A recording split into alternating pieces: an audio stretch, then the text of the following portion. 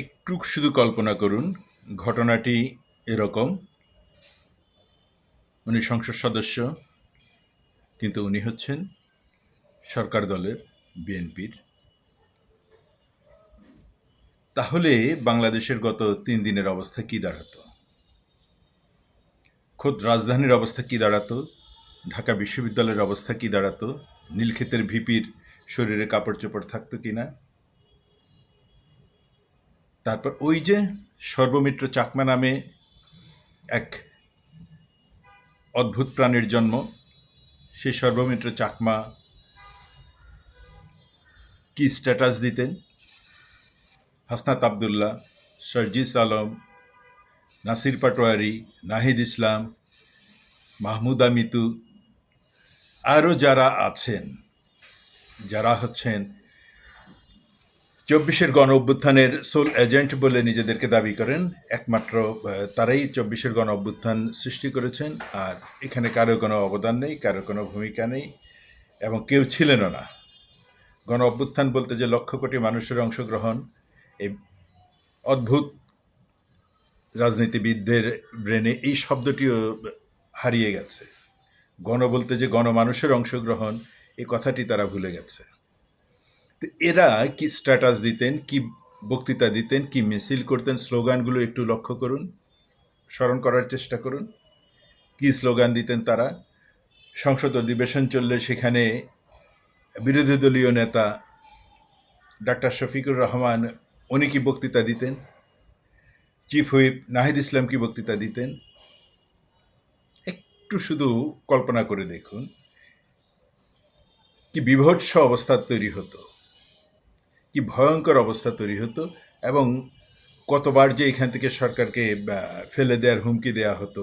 এমনিতে তো দেয়া হচ্ছে, রাত দিন 24 ঘন্টায় সরকার পড়ে যাচ্ছে, কিন্তু এই ঘটনার পরে, গাজী নজরুল ইসলামের এই অনৈতিক কর্মকাণ্ডের পরে, এই অশ্লীল কর্মকাণ্ডের পরে, এই অসভ্য কর্মকাণ্ডের পরে যাদের নাম উচ্চারণ করলাম, তারা কি পৃথিবীতে আল্লাহ তাদেরকে জীবিত রেখেছেন? তাদের কি শারীরিক সুস্থতা রেখেছেন?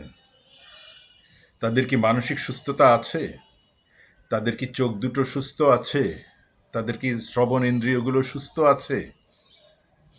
তারা কি একবারও এটা নিন্দা জানিয়েছেন, প্রতিবাদ জানিয়েছেন? জানাননি। এখন বলবেন ওনাকে তো দল থেকে বহিষ্কার করা হয়েছে। এই একটি বহিষ্কার শব্দে এই অনৈতিক কর্মকাণ্ড জায়েজ হয়ে যাবে না। তিনি যে গত 5 মাস সংসদ সদস্য ছিলেন, সেই সময়ে আর কি কি অপকর্ম করেছেন, কি অসভ্যতা করেছেন, কি নোংরামি করেছেন, আর কত এরকম যুবতীর, কিশোরীর শ্লীলতা হানি করেছেন, এগুলোর তথ্য কে দেবে? কে দিবে এগুলোর তথ্য?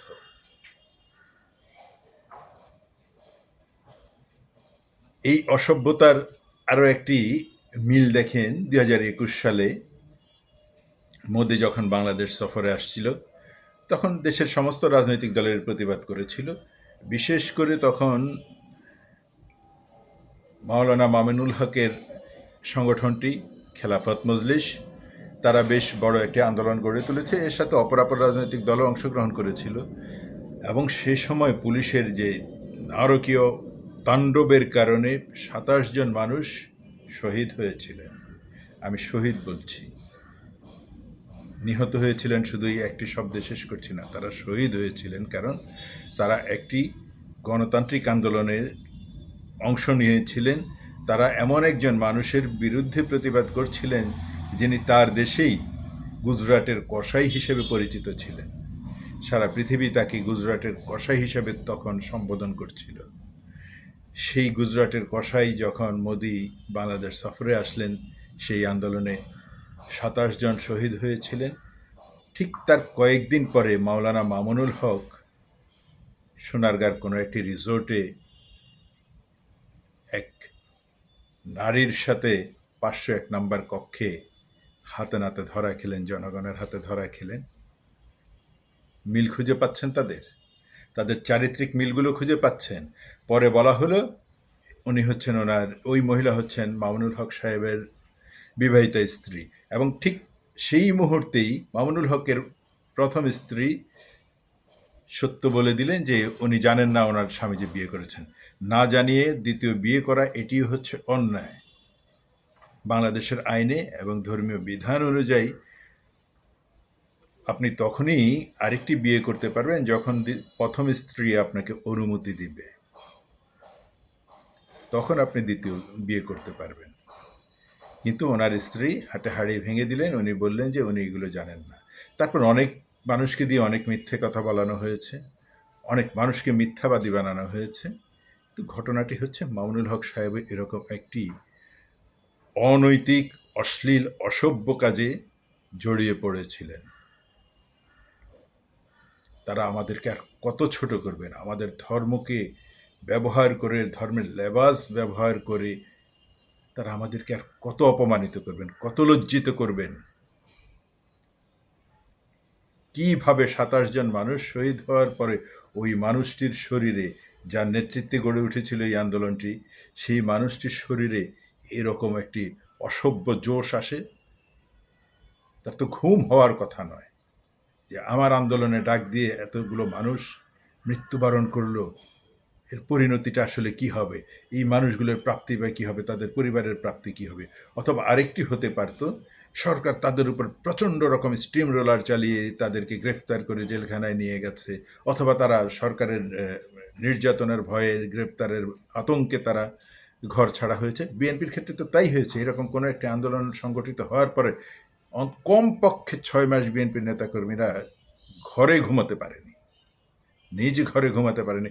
হয়তো তাদেরকে বনে জঙ্গলে, বনে বাধারে, ড্রেনে ডাস্টবিনের ভিতরে আত্মগোপন করতে হয়েছে, অথবা তাদেরকে জেলখানার প্রকোষ্ঠে দারুণ কষ্টে তাদের দিন যাপন করতে হয়েছে।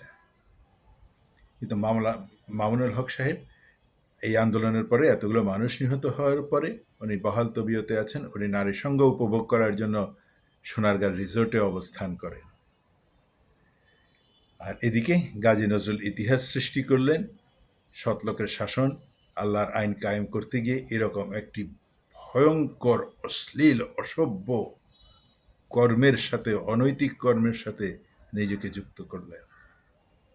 এই হচ্ছে তাদের সেই থিম সঙ্গের সাথে মিল, খেলা চলছে কোন লেভেলে, কার পাশা গেছে কার টেবিলে।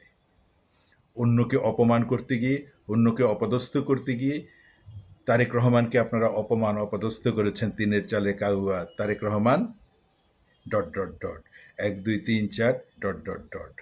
আচ্ছা, ঝুমা প্রাণীটি কি বেঁচে আছে? ঝুমা, ঢাকা বিশ্ববিদ্যালয়ের সেই প্রাণীটি কি বেঁচে আছে?